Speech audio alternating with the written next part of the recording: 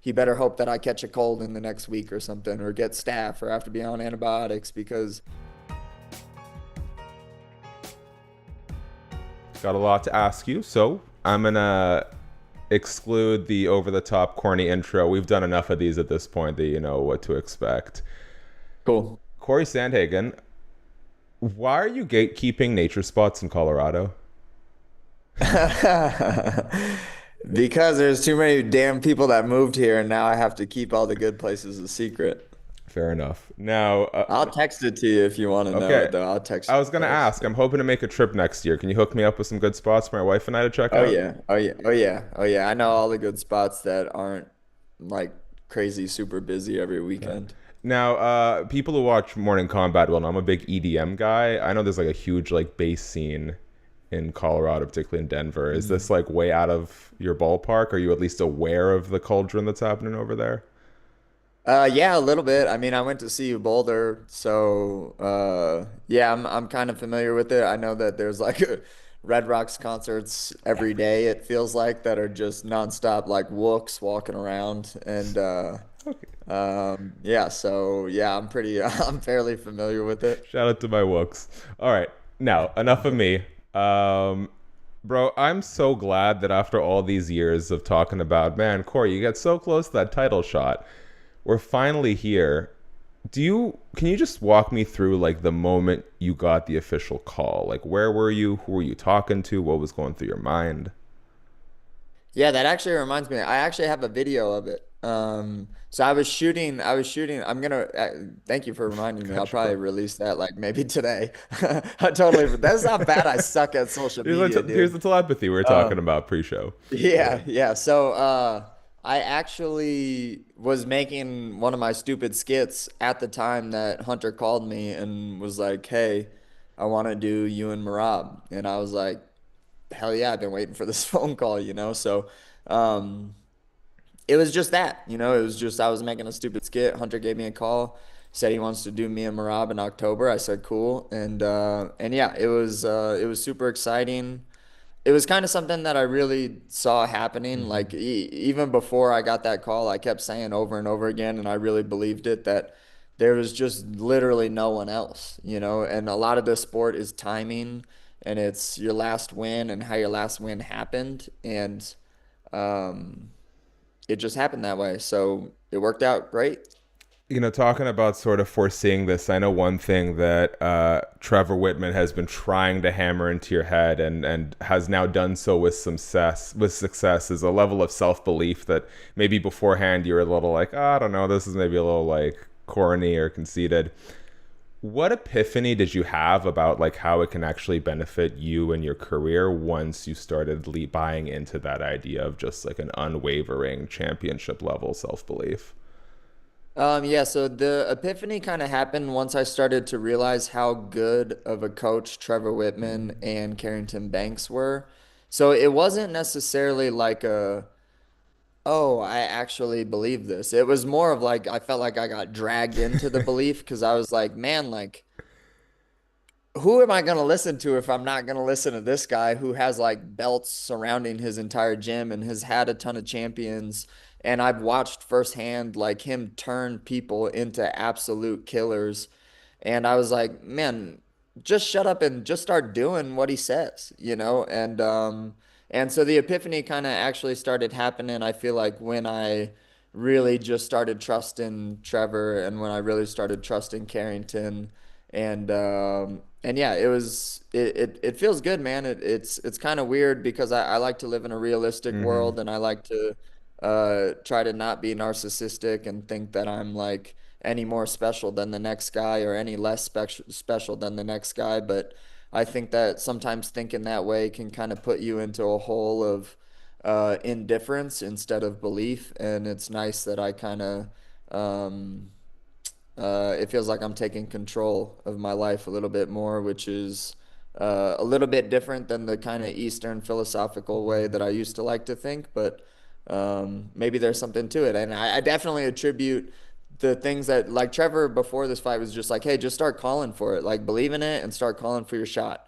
And it worked. So I'm just gonna, you know, where he's 1 for 1 right now. So, so I win this belt, he'll be 2 for 2. Okay, you're not gonna turn into a diva on us though, right? Like I still got to get these Maybe, interviews I don't in. know. We'll see where this thing takes me, man. I'm telling you what, once I win that belt, my head is getting 1,000 times bigger. You won't be able to tell me shit after Hey, this. well, Sean O'Malley wants to see you at the White House, so good timing on that. Yeah. Uh, Yeah, maybe. Yeah, that would be cool. any advice? There's like I think there's so many reasons people struggle with self-belief. Sometimes it might be anxiety or insecurities, like you said. Sometimes it's a more sort of grounded, realistic approach. Any advice for other people who want to maybe who could do with some more self-belief or are kind of struggling to bridge that gap?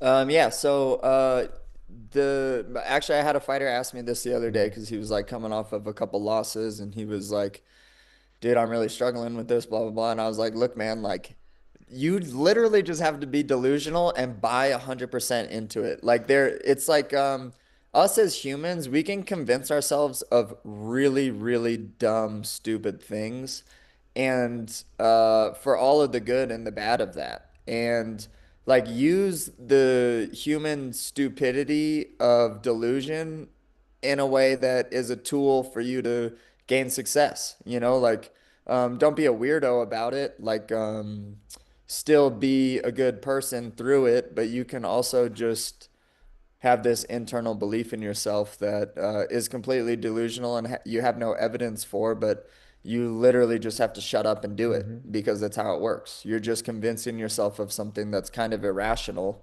but who cares? It's your life, it's your mind, it's your perspective, and you're in control of it. How much have your homies benefited from all the free mushrooms and edibles that fans keep bringing you, thinking that you're actually going to take them? Yeah, my dogs are still tripping balls over here. No, I'm just kidding. Um, uh, Yeah, dude. I actually, for the most part, I keep them for some reason. I don't really know why. I feel bad just throwing away, No, I get it. uh, like gifts. So I just have a stockpile of edibles and mushrooms from strangers. I think the Wooks at Red Rocks might actually be the perfect clientele if you need to go and hand Dude, out some candy on Halloween. yeah, that would be funny. I'm also never taking drugs from strangers ever. Good So I call. mean, and I would probably never give drugs to strangers that I received from A strangers good way to either, get in arrested. fear. Yeah. Now, obviously, Aljo and Merab very different in the type of grappling, both their entry, the purposes they serve, the positions in which they're the strongest. But I am curious. I remember. Are there any parallels you can draw either in terms of like the style or even just like in a deja vu kind of sense between preparing for Aljo and then maybe not repeating some of those mistakes against Marab now that we're back here?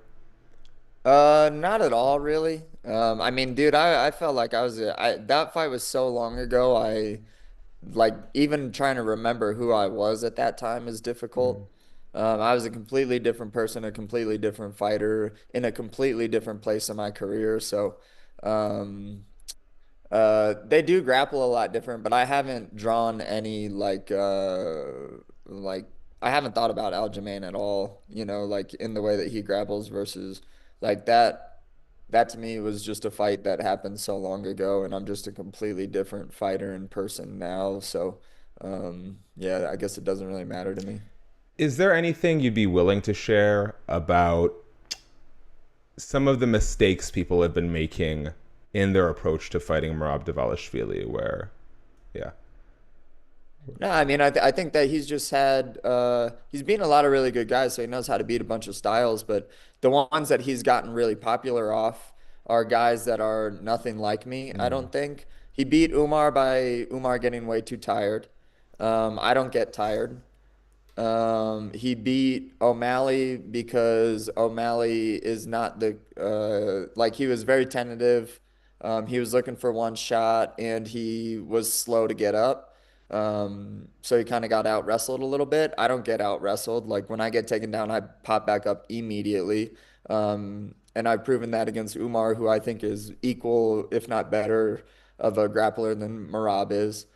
And he beat Jan, who me and him have completely Mm. different styles. So I'm honestly not very intimidated at all about his past wins. I think that I'm a completely different fighter who brings a completely different set of skills to the fight. And Merab's way of winning is getting people tired and wrestling them. And no one's ever beaten me like that. So how's he going to win? That's kind of the way that I'm viewing it. I think that it's going to be a striking match, whether he likes it or not, or whether he says he's open to that or not. That's what's going to happen. And I just can't see him winning. I just don't know. Like his striking, I'm sure has gotten better, but mine has gotten 1,000 times better. Actually, being able to clock some time with Trevor, so I really just don't see a way for him to win other than wrestling and getting me tired. And he better hope that I catch a cold in the next week or something, or get staph, or have to be on antibiotics because right now I'm in the best shape of my life and I'm wrestling better than I've ever wrestled. So I just don't see him winning that way. You know, you've always had like a quiet confidence to you, but I see Trevor Whitman's work starting to take a bit of effect, and I like it. Yeah, I'm fully delusional now. Hey, you know what? Yeah. I like you. I truly do believe in this line of work. It is a bit of a prerequisite to some degree.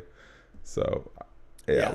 Yeah. We did kind of loosely tease it. I don't want to look too far ahead from Merab, but for the sake of getting another headline out of this bad boy, Sean O'Malley, White House, your interest level.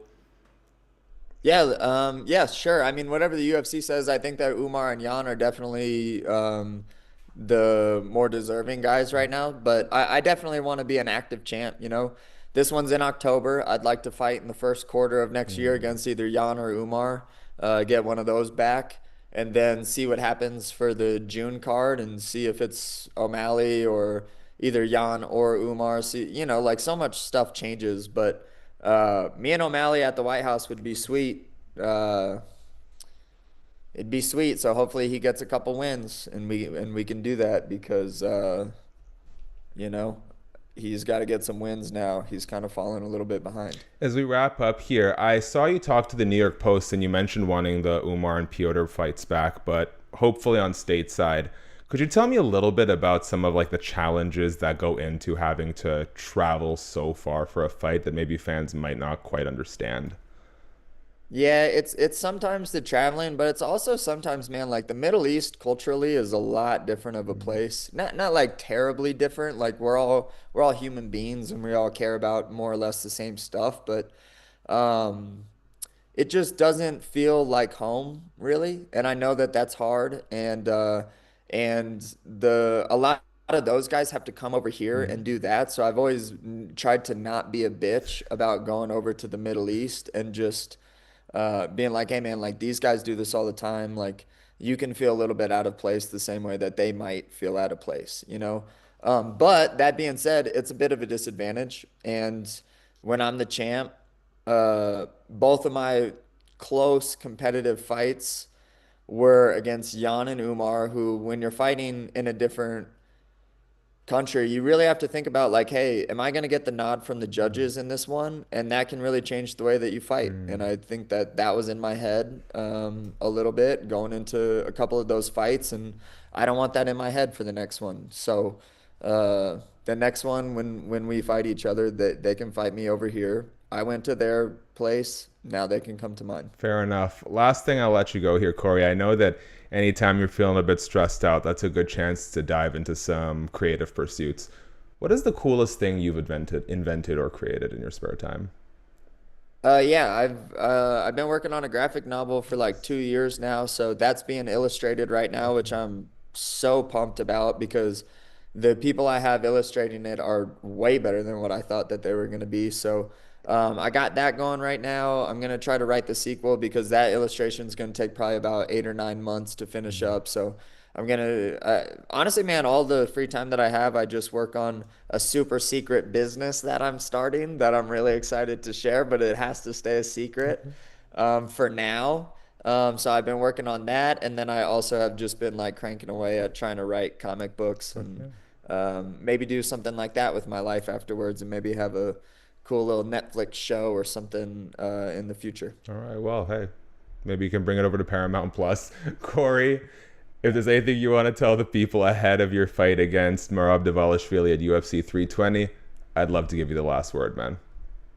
Nope. I'm gonna go out there, whoop some ass, and be the talk of the town on Sunday. So I'm pumped for it, and yeah, I can't wait. And those of you that have stuck around and watched me lose a few times and then rise up out the ashes, I hope that you're stoked about it too.